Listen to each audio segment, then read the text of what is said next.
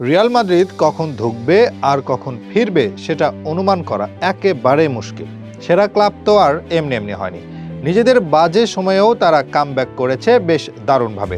দলকে এবার অসাধারণ এক জয় এনে দিলেন ভিনিসিয়াস জুনিয়র। নিজে করলেন বাঁ পায়ে এক দারুণ গোল, সতীর্থকে দিয়ে করালেন আরও একটি গোল। বলা হয় না জাদুকর যেমন সবকিছু দ্রুত ঠিক করে দিতে পারে, ভিনিও যেন সেরকমই একজন। ভিনিও সবকিছু ঠিক করে দিয়েছেন একেবারেই অনায়াসে। এসেই দলের জয়ের ধারা এগিয়ে নেন আরও সামনের দিকে। প্রতিপক্ষের মাঠে শুরু থেকেই আক্রমণাত্মক ছিল রিয়াল মাদ্রিদ। গোলের জন্য বেশি সময় অপেক্ষা করতে হয়নি তাদেরকে। বক্সের ভেতরে ঢুকে 10 মিনিটের মাথায় দারুণ এক গোলে দলকে এগিয়ে দেন কিলিয়ান এমবাপ্পে। এই গোলের মধ্য দিয়ে তিনি গড়েন দারুণ এক রেকর্ড। চ্যাম্পিয়ন্স লিগে 50 গোলের মাইলফলক হারিয়ে যান এই ফ্রেঞ্চ সুপারস্টার। মাত্র 79 ম্যাচ লেগেছে তার এই ল্যান্ডমার্ক স্পর্শ করতে। এই সময়ে আরও 27টি অ্যাসিস্ট করেছেন তিনি। এদিকে গোল করে আত্মবিশ্বাস ফিরে পাওয়ার পর আরও বেশ কিছু আক্রমণ করেন কিলিয়ান, যদিও এরপর আর গোলের দেখা পাননি তিনি, বরং ইনজুরি নিয়ে মাঠ ছাড়তে হয় তাকে। 36 মিনিটে উঠে যান ইনজুরির কারণে। তার বিদায়ে কিছুটা ধার কমে রিয়ালের আক্রমণে। প্রথমার্ধের শেষ দিকে পেনাল্টি পায় আটালান্টা, সেখান থেকে গোল করে দলকে সমতায় ফেরান চার্লস ডি কেটেলারে। তাতে করে সমতায় থেকে বিরতিতে যায় দুদল।